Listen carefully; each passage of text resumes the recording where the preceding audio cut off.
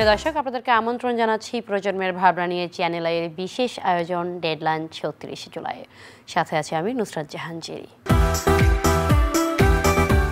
দর্শক, বৈষম্য বিরোধী ছাত্র আন্দোলনে ঢাকা বিশ্ববিদ্যালয় সহ অন্যান্য পাবলিক ইউনিভার্সিটি এবং অন্যান্য প্রাইভেট ইউনিভার্সিটিও সংযুক্ত ছিল এই আন্দোলনে। তারা ছিলেন একে অপরের সহযোদ্ধা, কাঁধে কাঁধ মিলিয়ে তারা এই লড়াই লড়েছেন। কিন্তু এই মুহূর্তে এসে আমরা দেখতে পাচ্ছি তাদের মাঝখানে মতের বিরোধ, তাদের মাঝখানে বেড়েছে দূরত্ব। আমাদের আজকের পর্বে আমরা জানার চেষ্টা করব কেন এই দূরত্ব। ঢাকা বিশ্ববিদ্যালয়ের শিক্ষার্থীদের হাত ধরে শুরু হয়েছিল বৈষম্য বিরোধী ছাত্র আন্দোলন, যে আন্দোলনে প্রথমে অন্য শিক্ষা প্রতিষ্ঠান ও মাধ্যমের শিক্ষার্থীরা এবং পরে সর্বসাধারণ অংশ নেন। আন্দোলনের প্রথম থেকেই নারী শিক্ষার্থীদের ছিল স্বতঃস্ফূর্ত অংশগ্রহণ। নারীরা মিছিলে থেকেছেন সামনের সারিতে। আন্দোলন চলাকালীন সময়ে যখন আন্দোলনকারীদের নিয়ে বিরূপ মন্তব্য করেছিলেন তখনকার রাষ্ট্রপ্রধান, তখন সবার আগে প্রতিবাদ জানিয়েছেন নারীরাই। রাতেই রাস্তায় নেমে মিছিলে স্লোগান দিয়ে করেছেন প্রতিবাদ। শান্তিপূর্ণ আন্দোলনে যখন হামলা শুরু হলো তখন হামলা হয়েছে নারী শিক্ষার্থীদের ওপরও। এমনকি পুলিশি আটক কিংবা নির্যাতন থেকেও রক্ষা পাননি নারীরা। ৫ আগস্ট বা ৩৬শে জুলাইয়ের পর নারীদের নিরাপত্তা বিঘ্নিত হচ্ছে প্রায়। বিভিন্ন কারণে নারীদের ওপর সহিংসতা যেমন হয়েছে, তেমনি মব জাস্টিসও দেখা গিয়েছে নারীদের ওপর। ৫ আগস্ট বা ৩৬শে জুলাই ছাত্র জনতার গণ অভ্যুত্থানে একদিকে যেমন বিজয় আসে, তেমনি অন্যদিকে দেশের অধিকাংশ থানা জ্বলছিল মানুষের ক্ষোভের আগুনে। আর এতে করেই ভেঙে পড়ে দেশের নিরাপত্তা ব্যবস্থা। প্রকাশ্যে ছিনতাই ডাকাতি যেমন হয়েছে এবং হচ্ছে, তেমনি প্রকাশ্যে হত্যার ঘটনাও ঘটেছে। ৫ আগস্টের পর দেশের আইনশৃঙ্খলা রক্ষা বাহিনীর কার্যক্রম আগের মতো এখনো হয়নি, তাই মানুষের নিরাপত্তা বিঘ্নিত হচ্ছে হরহামেশাই। ৫ আগস্ট থেকে বেশ কিছুদিন সড়কে ছিল না ট্রাফিক পুলিশ। পরবর্তীতে ট্রাফিক পুলিশ কার্যক্রম শুরু করলেও এখনও ফেরেনি সড়কে শৃঙ্খলা। বৈষম্যবিরোধী ছাত্র আন্দোলনে অংশ নিয়ে কত মানুষ আহত হয়েছেন তার সঠিক হিসেব এখনও হয়নি। আহতরা সঠিক চিকিৎসা সহ বেশ কয়েকটি দাবিতে আন্দোলন করেছেন কয়েকবার। বৈষম্য বিরোধী ছাত্র আন্দোলনে যারা নেতৃত্ব দিয়েছিলেন তারা এ বিষয়ে সরকারের অনেক সমালোচনাও করেছেন।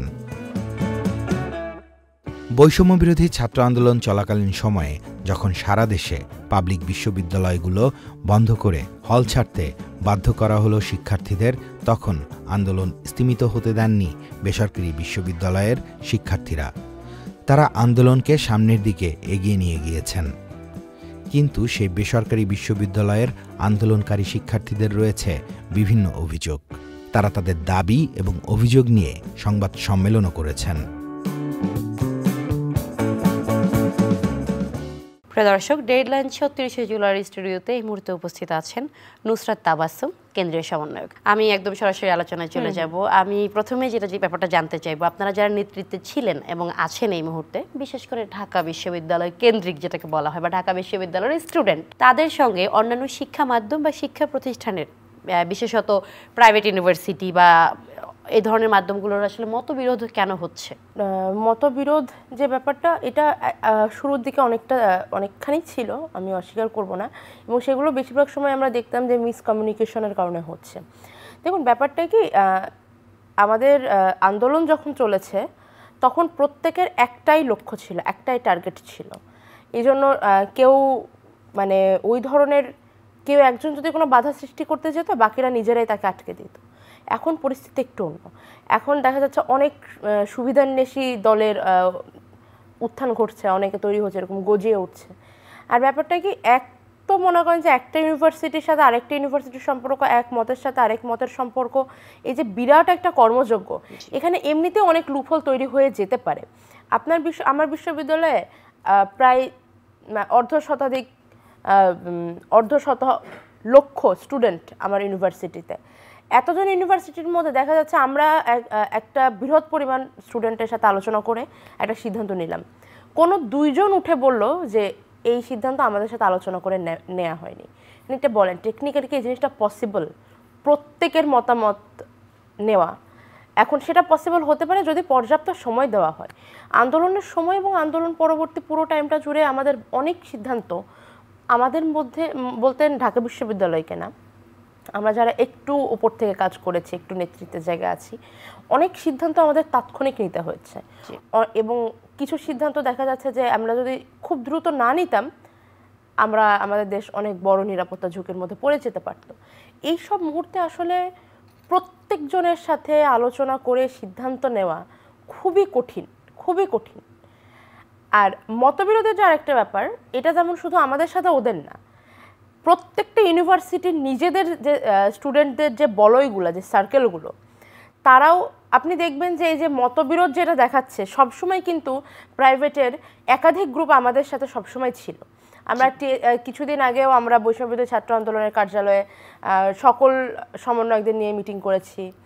তাছাড়া আমাদের টিএসসিতে একাধিকবার মিটিং হয়েছে, আমরা অন্য অন্য জায়গায় মিটিং করেছি, অন্য ইউনিভার্সিটিগুলো ভিজিট করেছি, এবং সব সময় আমাদের পর্যাপ্ত পরিমাণ প্রাইভেট ইউনিভার্সিটির ছাত্ররা আমাদের সাথে ছিল, সহযোগিতা করেছে, এবং আন্দোলনে তাদের ভূমিকা যা সেটাতে হাজারবার আমাদের স্যালুট জানাতে হবে। কিন্তু কিছু গ্রুপ সবসময় থেকে যায়, হয়তো এই রাডারের বাইরে চলে যাচ্ছে। আমরা প্রতি মুহূর্তে চেষ্টা করছি প্রত্যেককে ফিরিয়ে নিয়ে আসার, প্রত্যেকের সাথে যোগাযোগ মেনটেন করার, কিন্তু কাজটা খুবই কঠিন। তা বটে, কিন্তু কিছু মানুষ বলছে, শুধু কিছু মানুষ না, বেশ ভালো। আমরা যদি দেখি কিছুদিন আগে হলো যে প্রাইভেট ইউনিভার্সিটির যারা আসলে নেতৃত্বে ছিলেন বা পরিচিত মুখ, তারা আসলে সংবাদ সম্মেলনও করেছেন এই ব্যাপারে, এবং এর বাইরে গিয়ে বলছেন যে ঢাকা বিশ্ববিদ্যালয়, শুধু পাবলিক বিশ্ববিদ্যালয় তারা বলছেন না, তারা বলছেন শুধুই ঢাকা বিশ্ববিদ্যালয় কেন্দ্রিক আসলে এই আন্দোলন হয়ে গেছে, অভ্যুত্থান হয়ে গেছে। আপনি যে বললেন যে আপনি চেষ্টা করছেন তাদেরকে আসলে একাধারে একসাথে নিয়ে আসার জন্য, তাদেরকে ইউনাইটেড করার জন্য, তো তাদেরও প্রশ্ন এটা, আপনাদের যখন কোনো কিছু দরকার হয় আপনারা ডিরেক্ট উপদেষ্টা মণ্ডলী বা যারা পলিসি মেকার আছে তাদেরকে রিচ করতে পারছেন, কিন্তু তারা হলো যে আপনাদেরকে ভায়া হয়ে বারবার আপনাদের হলো যে সময় ভিক্ষা দিয়ে তারপরে তাদের যেতে হচ্ছে। সরকারের 10টা সংস্কার কমিশন হয়েছে, জি, 10টাতেই ছাত্র প্রতিনিধি কিন্তু প্রাইভেট ইউনিভার্সিটি থেকে। টাস্ক ফোর্সগুলোতে যে স্টুডেন্ট প্রতিনিধিরা আছে তাদেরও বেশিরভাগ ছাত্র প্রতিনিধি যারা রয়েছেন তারা কিন্তু প্রাইভেট ইউনিভার্সিটি। দেশে প্রাইভেট ইউনিভার্সিটির যে সংখ্যা এবং তাদের যে ইউনিটি, তাদের যে প্রতিনিধি দেওয়ার যে ব্যাপারটা, আপনি আমাদের কেন্দ্রীয় কমিটির দিকে তাকান, আন্দোলনের শুরুর ব্যাপারটা একরকম ছিল। দেখুন এটা মানে, আর ওদের যে অভিযোগটা, এটা কিন্তু অন্য কোনো ইউনিভার্সিটি, কোনো পাবলিক ইউনিভার্সিটি নেই। চট্টগ্রাম ইউনিভার্সিটি কিন্তু বলছে না যে আন্দোলন শুধু ঢাকা ইউনিভার্সিটি কেন্দ্রিক হয়ে গেছে, রাজশাহী কিন্তু বলছে না, বুয়েট, কুয়েট, রুয়েট তারাও কিন্তু বলছে না যে আন্দোলন শুধু ঢাকা ইউনিভার্সিটি কেন্দ্রিক হয়ে গেছে। আর এই সমস্যাগুলো ওরা কেন বলছে, মানে কি মনে হয় আপনার, ওদের কি কারণে? আমি সত্যি জানি না কি, হ্যাঁ এটা অস্বীকার করতে পারবো না যে পাবলিক ইউনিভার্সিটির ছাত্রছাত্রীরা আমরা প্রথম থেকে একটু রাজনীতিতে বেশি আমাদের সংযুক্ততা থাকে, আমাদের হয়তো রাজনৈতিক মাঠের অভিজ্ঞতা ওদের থেকে একটু বেশি, কিন্তু তাদের জ্ঞান বা তাদের টেকনিক্যাল নলেজ এগুলার ক্ষেত্রে আমরা তো তাদের অবশ্যই তাদের এটার হাতে কলমে তাদের এটার অনেক বেশি ট্রেনিং থাকে। আমি মনে করি যে রেশিওটা খুব ব্যালেন্সড, কিন্তু ওই যে বললাম যে কেউ কেউ সবসময় থাকবেই। আর আন্দোলনের ফেস দেখুন, এই আন্দোলনের সকল মতের শিক্ষার্থীরা, সকল রাজনৈতিক মতের শিক্ষার্থীরা, তারা তাদের দলীয় পরিচয় সাইডে রেখে এক ব্যানারে এক কাতারে এসে এক হয়েছিল। জি, তো এই জন্য এই মুহূর্তে দেখুন, একজন ছাত্র যে কথার কথা মনে করি কোনো একটি বাম দলের সমর্থক বা কোনো একটি ইসলামিক দলের সমর্থক বা বিএনপির সমর্থক বা অন্য কোনো একটি দলের সমর্থক, আন্দোলনের পর এখন যখন আবার রাজনৈতিক পটভূমি তৈরি হচ্ছে, এই পরিপ্রেক্ষিতে এটা খুবই স্বাভাবিক যে সে তার দলের মতানুযায়ী চলতে পছন্দ করবে। আর আমরা যারা, আমাদের তো কোনো রাজনৈতিক দল নাই, আর আমরা এখন পর্যন্ত কোনো রাজনৈতিক দল বানাইও নি, হয়তো ভবিষ্যতে যদি কখনো বানাই সেক্ষেত্রে সকলকে আবার এক জায়গায় নিয়ে আসাটা ইজি হবে। এই মুহূর্তে এই যে কিছু ছাত্র ধরে নিচ্ছে তারা অনেক, বাংলাদেশের জনসংখ্যা অনেক বেশি, এর মধ্যে পার্সেন্টেজে কিছু এলেও দেখতে মানুষ অনেক বেশি লাগে, কিন্তু আমি মোটামুটি শিওর যে পার্সেন্টেজটা খুবই কম হবে। যখনই হলো যে উপদেষ্টা মণ্ডলীর ডিসিশন হয়েছিল তখন কিন্তু তারা ঠিকই তাদের কেন্দ্র থেকে 2 জনকে দিয়েছিল, এবং তারা এটাও মেনশন করেছে যখন হলগুলো বন্ধ করে দিয়েছিল তারপরে যে প্রাইভেট ইউনিভার্সিটি আপনি যেটা বললেন তাদের অবদান আসলে সেটাকে অস্বীকার করার কোনো উপায় নেই বা আপনি করছেনও না, কেউই করছে না। সেই স্থান থেকে ওদের আসলে তাদের ধারণা যে আপনারা আসলে ইচ্ছাকৃতভাবে একটা দূরত্ব তৈরি করতে চাচ্ছেন প্রাইভেট ইউনিভার্সিটি দেখুন, আমি আজকে আপনার এখানে আসার আগে মানে আমি এরকম ক্যামেরার সামনে তো অনুমতি ছাড়া নাম নেওয়া যায় না, কিন্তু ঠিক এখানে আসার আগেও আমি কথা হচ্ছিল, আমি যখন বের হচ্ছিলাম ক্যাম্পাস থেকে, সেখানে আমার কথা হচ্ছিল যে লাস্ট আমি যাদের সাথে কথা বলেছি তারা প্রাইভেট ইউনিভার্সিটি, এবং তারা প্রথম থেকে নেতৃত্বে ছিল, তারা সবসময় সমন্বয়টা মেনটেন করেছে। এবং না আমি দেখি আপনি বলতে চাচ্ছেন আসলে ইচ্ছাকৃত দূরত্ব না বা এই ধরনের আসলে তেমন কিছু কোনোভাবেই ইচ্ছাকৃত না। আমি এই যে ক্যামেরার সামনে বসে বলছি দূরত্ব কোনোভাবেই ইচ্ছাকৃত না। দূরত্ব যেটা হতে পারে সেটা হচ্ছে ওই যে দেখুন, আমি তো এখন বলতে পারি যে ঠিক আছে, তাহলে সংস্কার কমিশনগুলোতে আমাদের যদি কোনো কিছু বলার থাকে আমাদেরও প্রাইভেট ইউনিভার্সিটির স্টুডেন্টদের মাধ্যমে সেখানে গিয়ে বলা লাগছে। আর ঢাকা ইউনিভার্সিটির পক্ষ নিয়ে আলাদা করে আমি এখানে কোনো সাফাই গাইতে চাই না, কারণ ঢাকা ইউনিভার্সিটি কেন্দ্রিক আন্দোলন হয়ে গিয়েছে, এটা আসলে অন্য কোনো ইউনিভার্সিটি বলছে না। আচ্ছা, আমি এবার একটু অন্য আলোচনায় যাব আমরা, সেটা হলো যে আহতরা আসলে কয়েক দফায় আন্দোলন করেছে এবং হলো যে বিভিন্ন দাবি নিয়ে তারা এখনো মাঠে আছে, মানে সেই ক্ষেত্রে হলো যে আপনাদের অবস্থান কি? আমি আসলে বৈষম্য বিরোধী ছাত্র আন্দোলন সমন্বয়কদের আহত যারা হয়েছেন, আমাদের ছেড়ে চলে গিয়েছেন যারা, তাদের রক্তের উপর দিয়ে প্রতিষ্ঠিত এই স্বাধীনতা, আমি তাদের বিরুদ্ধে একটি কথাও বলতে চাই না। শুধু সচেতন নাগরিকদের কাছে একটি প্রশ্ন, যে আহত সে রাস্তায় আন্দোলন করে কিভাবে? যে অসুস্থ সে তো আসলে অনেক দিন ধরে হসপিটালাইজ থেকে যখন একটু লিটল বেটার তখন সে অনেক দিন ধরে হসপিটালাইজড থেকে চিকিৎসা নিয়ে যখন লিটল বেটার তখন তারা আন্দোলন করতে এসেছে। কিন্তু তারা তো এটা দাবি করছেন যে তাদের আসলে যে চিকিৎসা, যে প্রসেসে তারা আসলে চিকিৎসা নিয়েছেন বা তারা আসলে সরকারের কাছ থেকে তেমন একটা সাহায্য তারা পায়নি। দেখুন, তেমন একটা সাহায্যের কথা বলতে, দেখুন যে ছেলেটা হাত হারিয়েছে, যেই মেয়েটা চোখ হারিয়েছে বা যেই মা তার সন্তান হারিয়েছে, তার জন্য দুনিয়ার কোনো কিছুই পর্যাপ্ত না। সুপ্ত প্রশ্ন ছুড়ে দিলেন আমার দিকে এবং জনতার দিকেও, সচেতন নাগরিকদের দিকে, যে মানুষটা অসুস্থ সে কি করে রাস্তায় আন্দোলন করতে পারে? আমি এটা উত্তর জানি না, এবং প্লিজ আপনি যদি আপনার এই অনুষ্ঠান মারফত এই উত্তরটা খুঁজে পান, যে যারা অসুস্থ, আহত, যাদের চিকিৎসা পর্যাপ্ত হয়নি, যারা চিকিৎসা পায়নি, যাদের আরো চিকিৎসার প্রয়োজন, তারা একটানা রোদের মধ্যে আন্দোলন করে কিভাবে? আমি একটু যাব, সেটা হচ্ছে সাধারণ মানুষ, মানে জনজীবনের দুর্ভোগ নিয়ে আমরা একটু কথা বলবো। সেটা হলো যে নিরাপত্তা, দ্রব্যমূল্যের ঊর্ধ্বগতি, সড়কে বিশৃঙ্খলা এবং এই যে যে আন্দোলনগুলো আসলে হচ্ছে, 7 কলেজ, তারপর একটার পর একটা আন্দোলন হয়ে যাচ্ছে, আহতদের আন্দোলন, তিতুমিরের আন্দোলন, ঠিক আছে, এই কারণে যে সড়কে বিশৃঙ্খলা সব বিভিন্ন ব্যাপারে আপনাদের অবস্থান কি এবং আপনারা আসলে কি করছেন বা কি ভাবছেন যে আসলে কি করলে এগুলো আসলে মিটিগেট করা যাবে, মানে কিছুটা হলো প্রশমিত করা যাবে এবং বেটার ওয়েতে? আমি বই পড়তে খুব পছন্দ করি, আমি গল্পটার নাম বলবো না। কলেজে থাকতে আমি একটি গল্প পড়েছিলাম এরকম, যে একটা রাজ্যে অনেক সমস্যা, অনেক ধরনের সমস্যা, তো জনগণ সবাই রাজার কাছে গিয়ে সমাধান চাচ্ছে। তো রাজা সমাধান হিসেবে বলছে যে তুমি 1 মাস সবাই যদি শূন্যে অবস্থান করতে পারো, মাটিতে না শূন্যে অবস্থান করতে পারো, তাহলে আমি সব সমস্যার সমাধান করে দেব।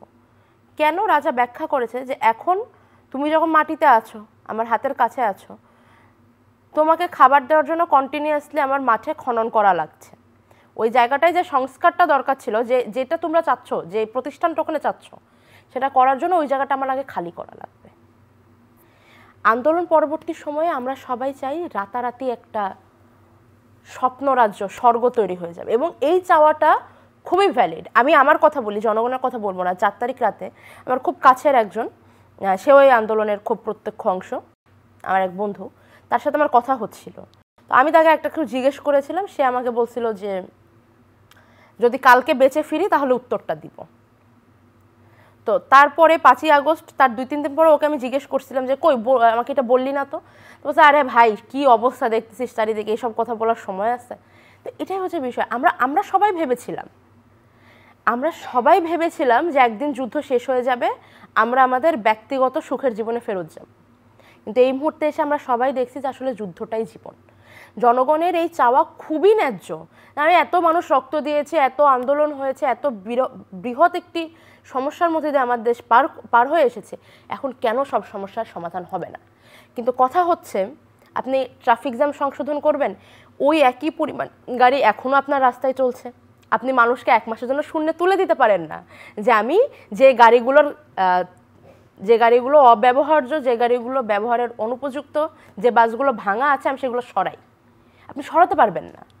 আপনি আপনার এই বৃহৎ জনগোষ্ঠীর খাবারের জন্য আপনি চাইলেই রাসায়নিক সার কমাতে পারবেন না, আপনি পানি দূষণ কমাতে পারবেন না, শব্দ দূষণ কমাতে পারবেন না। এই সাপ্লাই অ্যান্ড ডিমান্ডের এই যে চেন, আপনি চাইলেই রাতারাতি সব মানুষের জন্য পর্যাপ্ত পুষ্টিকর খাবার নিশ্চিত করতে পারবেন না। যদি 18 কোটি জনগণের মধ্যে থেকে 8 কোটি তুলে নিয়ে গিয়ে শূন্যে রাখা যেত, দেশটা একটু ফাঁকা হতো, তাহলে হয়তো করা যেত। কিন্তু এটাই হচ্ছে আমাদের ইউটোপিয়ান ড্রিম। আমরা এই ড্রিমের মধ্যে আছি এবং এইটা থাকা উচিত, এটা আমাদের টার্গেট হওয়া উচিত। কিন্তু কাজটা যখন বাস্তবতায় আসে তখন খুব কঠিন। আমি মানছি যে এরকম একটা মুভমেন্টের পর তেলের দাম কমাটা অনেক জরুরি, কিন্তু একই সঙ্গে এটাও জরুরি যেই বয়ানের উপরে দাঁড়িয়ে গত 16 বছর ধরে কন্টিনিউয়াসলি শাসক গোষ্ঠী মানুষকে শোষণ করে তেলের দাম বাড়িয়েছে, সেই বয়ানটাকে ডিফেন্ড করাটাও জরুরি। এই প্রায়োরিটি লিস্টটা, এই ভিত্তি গঠনের কাজটা, এটা যারা অথরিটি তারা বুঝতেছে, তারা এই প্রেশারটা ফিল করছে। হ্যাঁ, জনগণও প্রেশার ফিল করতেছে যে এত কিছুর পরেও কেন আমার পকেট থেকে ভার কমতেছে না, তারাও সেটা বুঝতেছে। কিন্তু কলিশনটা এখানে, সমস্যাটা আসলে অনেক গভীরে। যেভাবে আমরা দেখছি সমাধানটা ওইভাবে করা সম্ভব না। আচ্ছা, এবার আমরা একটু জানতে চাইবো, আপনি আন্দোলনের অন্যতম সমন্বয়ক এবং পাশাপাশি সমন্বয়কের পাশাপাশি আমি এটা ব্যক্তিগতভাবে বলতে ভালোবাসি, সেটা হলো নারী সমন্বয়ক। সেই নারী সমন্বয়ক, এটা শুনতে অপছন্দ করি, আমি বুঝতে পেরেছি, কিন্তু এটা হলো যে এটা একটা প্রাউডের ব্যাপার। এটা আসলে ওই জায়গা থেকে প্রশ্ন করা, সেই স্থান থেকে এই প্রশ্নটা আপনার প্রতি। আমরা যদি হলো যে এই ইন্টারিম গভর্নমেন্ট হওয়ার পরবর্তী সময়টা আমরা দেখি এবং দেশের এই যে নিরাপত্তার প্রসঙ্গটা এখান থেকে এসেছে, আমাদের প্রশাসন এবং সব কিছু রিস্টোর হতে এখনও আমাদের অনেকটা সময় লেগে যাচ্ছে।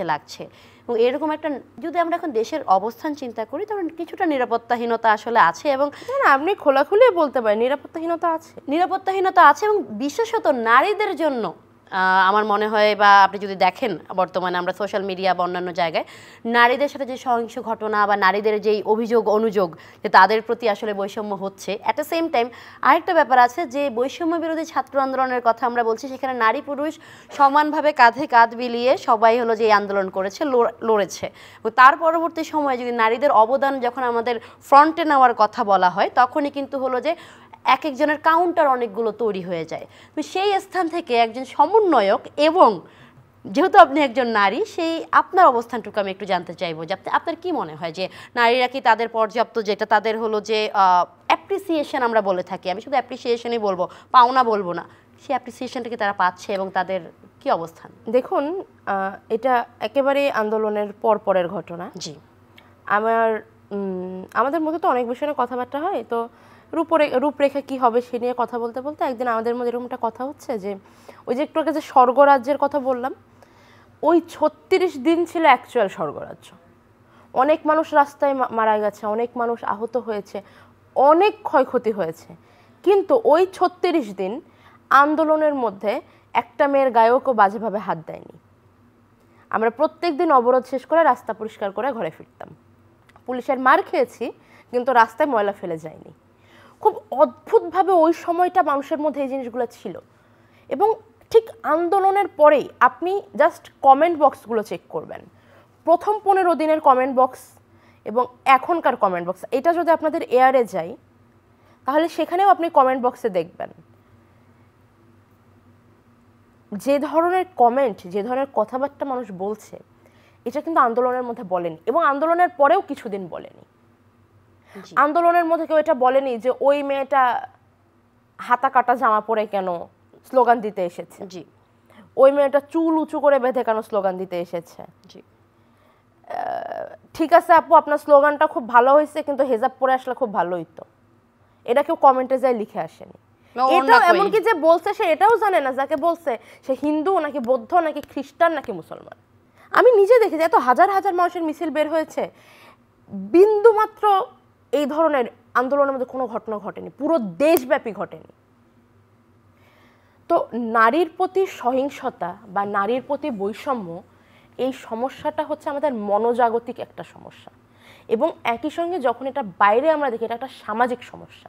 জি, সামাজিকভাবেই দেখা হয়, ধরে নেওয়া হয় নারী দ্বিতীয় শ্রেণীর নাগরিক, এবং যে দু একটা নারী ওপরে উঠে আসে, আপনি খেয়াল করবেন যে সরকারি মহলে কিন্তু এখন স্যার ডাকা হয় সবাইকে, ম্যাডাম ডাকা হয় না কাউকে। জি, তো স্রেফ নারী হিসেবে নারীর জন্য যে অ্যাপ্রিসিয়েশন, এটা একটা সামাজিক সমস্যা। সামাজিকভাবে আমরা ধরে নিয়েছি, এটা সামাজিকভাবে প্রতিষ্ঠিত যে নারী দ্বিতীয় শ্রেণীর নাগরিক, এবং যারা নারী অধিকার নিয়ে কাজ করে বা করেছে করবে, তারা প্রত্যেকে মেয়েদেরকে এই জিনিসটা আমরা শেখাচ্ছি, বলছি যে এই যে আন্দোলনের সময় আমি গ্যারান্টি দিয়ে বলতে পারি যতজন নারী আন্দোলনে এসেছিল তারা প্রত্যেকে নাগরিক হিসেবে অংশ নিয়েছিল। জি, কেউ নারী হিসেবে অংশ নিতে আসেনি। জি, কিন্তু তারপরে এখন যখন ফ্রন্ট লাইনার, আপনি যেটা বলছেন, এখন মেয়েদের কি শেখানো হচ্ছে? একটা সংবাদ সম্মেলন হচ্ছে, একটাও নারী নাই। একটা টক শো হচ্ছে, একটাও নারী নাই। একটা আলোচনা সভা হচ্ছে, একটাও নারী নাই। কমিটি হচ্ছে, নারী একটা কমিটি হচ্ছে, একটাও নয়। ইনক্লুসিভনেসটা কোথায়? এই যে হাড্ডাহাড্ডি লড়াইটা যে পুশ করা হচ্ছে, পুশ করা ঠিক আছে, কিন্তু কোথায় আসলে নারীর লড়াইটা করা উচিত, এটা যতদিন না সলভ হবে। দেখেন, মনে করেন আজকে কথার কথা একটা আলোচনা সভা, সেখানে একটাও নারী নাই, ওই লিস্টে একটাও নারী নাই, এটা নিয়ে ফেসবুকে ব্যাপক একটা কেওয়াজ উঠলো। জি, আলোচনা বডি সংশোধন করে একজন নারীকে নিয়ে আসলো, জি, তাতে কি নারীর প্রতি বৈষম্য দূর হলো? না, এটা তো আরোটা খেলো ব্যাপার হয়ে গেল না, সমস্যার সমাধান হলো না। তারপরে মনে করেন যে আগের দিনে ঠিক আছে আলোচনা সভাতে একজন নারী না থাকার কারণে ঝামেলা, ওকে ফাইন, আজকে আমরা একটা সংবাদ সম্মেলন করবো, এই দুইটা মেয়েকে একটু শাড়ি পরায় নিয়ে এসে একটু সামনে দাঁড় করায় দাও, নারীর প্রতি বৈষম্য কি দূর হলো? এভাবে হয় না। মেয়েদেরকে সামনে আসা লাগবে, কিন্তু কোথায় আসা লাগবে, কোন সামনে আসা লাগবে, এটা কেউ বলছে না। সবাই শুধু বলছে তোমাকে যদি তোমার অধিকার না দেওয়া হয় তুমি ধাক্কাধাক্কি করে তোমার অধিকার আদায়। আরে ভাই, ধাক্কাধাক্কি তো করবো, কিন্তু কোথায় করব? মেয়েদের ধাক্কাধাক্কিটা করা লাগবে টেবিলে, ডিসিশন মেকিংয়ে। ক্যামেরার সামনে না আসলে না আসবে, কিন্তু সিদ্ধান্তটা যেখান থেকে নেওয়া হয় সেখানে আসা লাগবে। এবং ওইখানে যাওয়ার জন্য দেখেন আপু, এটা আমি ব্যক্তিগতভাবে বিশ্বাস করি, বৈষম্যের কথা যদি বলা হয় শুধুমাত্র ইনক্লুসিভনেসের জন্য নারীকে রাখার দরকার নাই, ইনক্লুসিভনেসের জন্য কাউকে রাখার দরকার নেই, দেখনদারি ইনক্লুসিভনেসের দরকার নেই। না, আমি এটাই বলতে চাচ্ছিলাম আপনাকে যে নারী হলো যে, এটা তো বলছে না যে আমাকে হলো যে 5টা ছেলে থাকলে আমাকে 5টা নারী আসলে থাকতে হবে এখানে। It's not about that. ব্যাপারটা হচ্ছে মেয়েরা যদি চায় যে আমরা সব জায়গায় ইকুয়াল হব, তাহলে মেয়েদের নিজস্ব যে ক্যাপাবিলিটি রয়েছে, মেয়েরা ছেলেরা কিন্তু একটা কাজ একইভাবে করে। আপনি একটা টাস্ক দিবেন, দুইজন মানুষ দুইটা আলাদা রকম পদ্ধতিতে করবে। মেয়েদের উচিত নিজেদের ক্যাপাবিলিটিগুলো নিয়ে নিজেদেরকে ওই জায়গাটাতে শাইন করা, যেন ডিসিশন মেকিংয়ের টেবিলে তার লড়াইটা একটু সহজ হয়। অন্য কোনো জায়গায় ক্যামেরার সামনে লড়াই করে লাভ নাই। আমি আপনাকে তখন বলছিলাম না যে গত 2-2.5 মাস আমি খুব কনসাসলি ক্যামেরা অ্যাভয়েড করছি। I am very sick of it right now. এই জন্য আপনাকে ধন্যবাদ আমাদেরকে সময় দেওয়ার জন্য। এই কনসাসনেস থেকে বের হয়ে আমরা একটু যাব, আন্দোলনের শুরু তো আসলে আপনাদের হাত ধরে, আপনারা যারা কেন্দ্রীয় সমন্বয়ক আছেন, কিন্তু সবার অংশগ্রহণের বিজয়ে যে নতুন বাংলাদেশ আসলে সম্মিলিতভাবে এনেছে সবাই, সেই বাংলাদেশে সবার আশা আকাঙ্ক্ষা কিভাবে পূরণ হতে পারে বলে মনে করেন আপনি? মানে একটা ওভারভিউ, যে হোয়াট ডু ইউ থিঙ্ক? একটা আছে স্বপ্ন, একটা আছে বাস্তবতা। জি, এই আন্দোলন চলাকালীন আমি সবসময় ভাবতাম যে এই আন্দোলনটা আমরা ওই পর্যন্ত সফল করে রেখে যেতে চাই, যে এই পর্যন্ত সফল করলে অন্তত আমাদের পরবর্তী প্রজন্মকে এরকম আর একটা আন্দোলনে আসতে হবে না। বিপ্লব বলি বা গণ অভ্যুত্থান বলে এক প্রজন্ম একবারই করতে পারে, জি, but I guess we are very lucky, we made differently, maybe we can do it twice, I don't know. কিন্তু আমি চাই যেন এই আন্দোলনটা আমাদের পরবর্তী প্রজন্মকে আর কখনো করতে না হয়। কিন্তু বাস্তবতা হচ্ছে বিপ্লব আসলেই চিরজীবী, এটা করে যেতেই হয়, এটা জারি থাকে। আমি যদি বলেন যে এই আন্দোলনের মধ্যে থেকে মানুষের আশা আকাঙ্ক্ষা কিভাবে পূরণ হতে পারে, তাহলে আমি বলবো এই আন্দোলনের মাধ্যমে মানুষ তার যে গত 16 বছর ধরে ভুলে গেছিল তাদের কিছু অধিকার আছে, কিছু দায়িত্ব আছে, সেটা তাদের পুনরায় মনে পড়েছে। এইটা যদি জারি থাকে, এখন অনেক ক্যাওয়েটিক মোমেন্ট তৈরি হচ্ছে, স্টিল মানুষজন কথা বলছে, দাবি দেওয়া জানাচ্ছে, প্রশ্ন করছে, জাজমেন্ট পাস করছে, যদিও ব্যাডলি, বাট করতেছে। It's okay, it's fine. এটা যদি এই যে ব্যাডলি না থেকে এখন গুড ওয়েতে করতে শুরু করে, মানুষ কনস্ট্রাকটিভ ক্রিটিসিজমটা চালু রাখতে পারে, তাহলে বাই দ্য ন্যাচারাল প্রসেস আমরা একটা এভলিউশন হয়তো দেখতে পাবো। রেভলিউশন তখনই সফল হয় যখন কন্টিনিউয়াস এভলিউশনটা চলতে থাকে। আপনাকে অনেক ধন্যবাদ নুসরাত তাবাসসুম আমাদেরকে সময় দেওয়ার জন্য এবং আপনার বক্তব্য আমাকে এবং আমাদের দর্শকদেরকে জানানোর জন্য।